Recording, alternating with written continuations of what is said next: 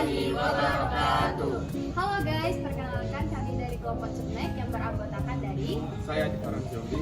saya Nidita Gita Auralita, saya Resti Tri Pamuji, saya Revina Haning Suyas, saya Keisha Bintang Salsabila. Saya Nurfadin Syahban. Berikut ini adalah video tugas sosiologi tentang masalah sosial yang ada di Batam dari kelompok kami. Selamat menonton.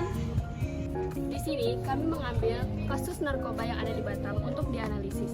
Dari segi fenomena sosial bahwa narkoba merupakan produksi masalah sosial. Masalah sosial yang timbul dalam kasus narkoba ini yaitu kriminalitas dan kenakalan remaja. Faktor penyebab penyalahgunaan narkoba.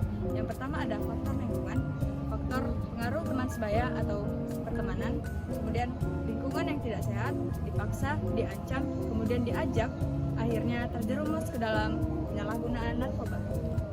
Yang kedua, faktor keluarga. Kurang perhatian orang tua, kurang optimalnya pelaksanaan fungsi keluarga bisa mendorong terjadinya penyalahgunaan narkoba pada remaja. Faktor psikologisnya itu seperti tekanan belajar, tekanan kerja, stres, depresi, sehingga seorang pengguna narkoba mencari daya tahan atau self endurance melalui narkoba. Lalu faktor kepribadian itu seorang individu yang mempunyai rasa ingin tahu atau penasaran yang tinggi, dia mencoba-coba menggunakan narkoba. Selanjutnya kan Faktor pendidikan atau sedikit kurangnya pengetahuan tentang bahaya narkoba, kurangnya pengawasan dari pihak yang berwajib dan pihak yang bertanggung jawab atas peredaran narkoba. Cara mengatasi penyalahgunaan narkoba. Ada beberapa solusi alternatif atau pendekatan yang bisa dilakukan sebagai berikut. Pendekatan agama. Bagi mereka yang sudah terlanjur masuk dalam kubangan narkoba, hendaknya diingatkan kembali nilai-nilai yang terkandung di dalam ajaran agama yang mereka yakini. Dengan jalan demikian, diharapkan ajaran agama yang pernah tertanam dalam benak mereka mampu menggugah jiwa mereka untuk kembali ke jalan yang benar. Pendekatan psikologis. Dengan pendekatan ini, mereka yang belum terjamah narkoba diberikan nasihat dari hati ke hati oleh orang-orang yang dekat dengan mereka, sesuai dengan karakter kepribadian mereka. Langkah persuasif melalui pendekatan psikologis ini diharapkan mampu menanamkan kesadaran dari dalam hati mereka untuk menjauhi penyalahgunaan narkoba. Adapun bagi mereka yang telah larut dalam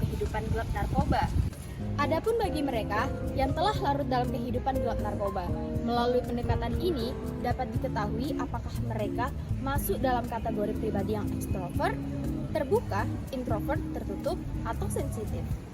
Dengan mengetahui latar belakang kepribadian mereka, maka pendekatan ini diharapkan mampu memotivasi mereka untuk mau melakukan upaya pemulihan baik itu secara mandiri maupun melalui program rehabilitasi. pendekatan sosial. Melalui pendekatan ini mereka akan tersadarkan mereka bagian penting dari keluarganya dan lingkungannya. Melalui pendekatan ini mereka akan terbentuk self regulation dan keberanian dalam berpendapat, sehingga mereka akan menghindarkan seperti ancaman atau ajakan yang merugikan mereka seperti ajakan menggunakan narkoba.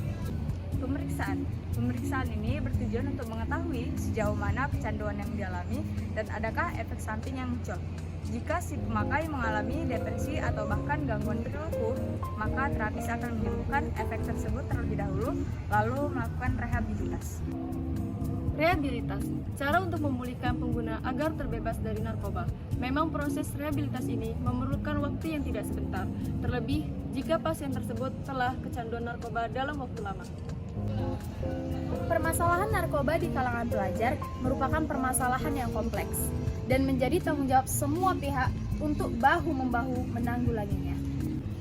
Selain itu, penyebab maraknya penyalahgunaan narkotika di Batam disebabkan oleh kurang tegasnya penjatuhan hukuman yang sesuai dengan Undang-Undang Nomor 35 Tahun 2009 tentang narkotika, sehingga penyalahguna narkotika tidak jera untuk tidak ikut ke dalam lingkaran peredaran gelap narkotika.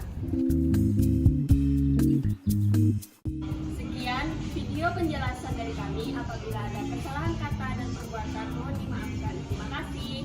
Wassalamualaikum warahmatullahi wabarakatuh.